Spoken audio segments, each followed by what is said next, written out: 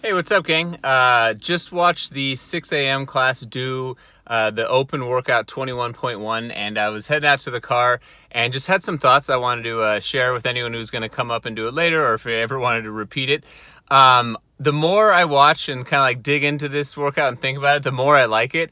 It's very accessible. We have two moves. One that we should have a very good idea of, a capacity and ability wise with the double unders. You have them or you don't. You kind of know where you stand with that.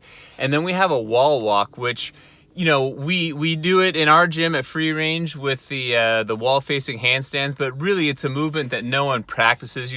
There's no reason to practice this move, but it combines a lot of the elements that your shoulder should be able to do, from like supporting to pushing to coordination on your hands. So I like it because it's accessible to most levels, and it's definitely a challenge. I'll share some more of the specifics in class for you guys to think about, but I think a big part of today, being able to have some success with it, are starting to think about how you can unpack this challenge. So it's going to be 15 minutes for darn near everyone today of trying to work through a kind of unique scenario physically that you haven't done before. And the better you can kind of manage all the different pieces, the more you're going to maybe enjoy this process and the more you'll get out of it. So after watching the 6 a.m., after playing around with it, just a couple of thoughts. Number one, you're going to use your shoulders a ton today. So being able to get from the working position, which is like face down on the floor, like a bottom of a push-up, into something that's like very, very restful, like rolling onto your back or putting your arms to your side or laying down.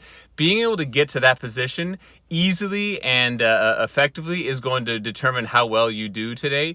If you just get to the place where your shoulders are so pumped full of blood, that you can't move, it's going to be very difficult to move on. No matter how like mentally tough you are, the physical is going to overtake you there. So find a way to get to a rest position early and effectively.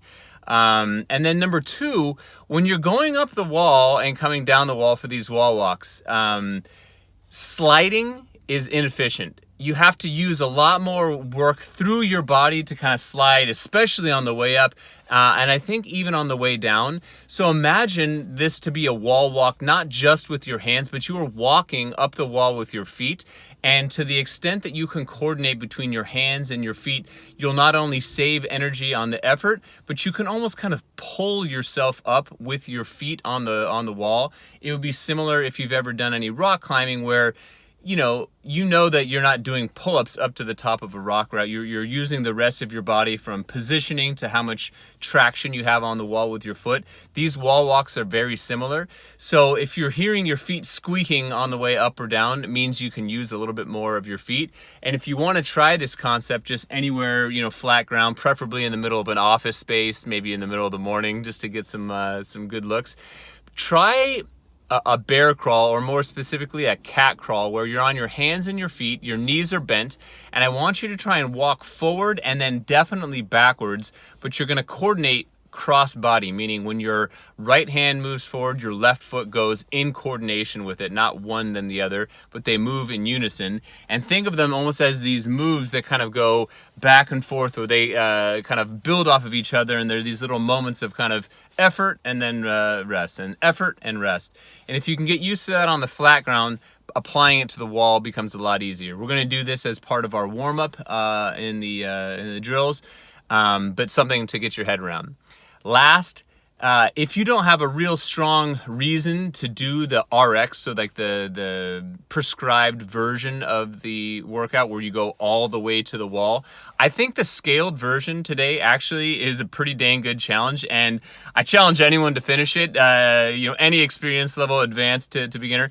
It has all the challenge of the wall walk without necessarily having to go through the full range of motion. You have to push yourself up, you have to be able to stabilize and move your hands back and forth, and you have to control the intensity. And then the jump ropes, single unders, they offer a little bit of a break from it, but still I think that the challenge, similar to what the double unders do.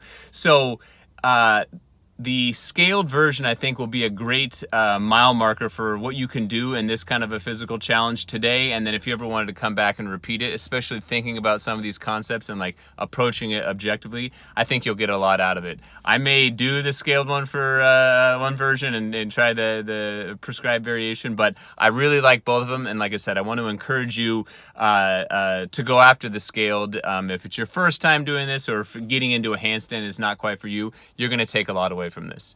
So hope to see you guys at noon or 4:15 later today. Enjoy.